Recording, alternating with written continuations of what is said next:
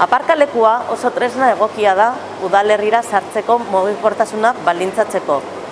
Hala ere, egoilarrentzat oso garrantzitsua da joan etorriak egiteko beharrezko tresna baita. Bi interes horiek uztartzeko, hirigunea erabiltzeaz gain, bideak eta aparkaleku azpiegitura osagarriak behar bezala kudeatu behar dira.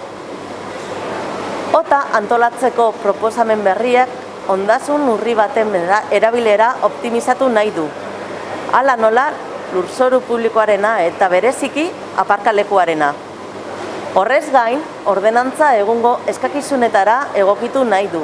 Aparkalekuen erabilera zuzena baliatuz eta Getxoko 2017-2030 hiri mugikortasun iraunkorraren planera egokituz. Plan horretan aurreikusita dago tauguneak zabaltzeko aukera. Plana prozesu bat parte hartzaile baten eta herritarrekin, adituekin, alderdi politikoekin eta mugikortasunean inplikatutako erakundeekin parte hartutako lan baten emaitza izan zen.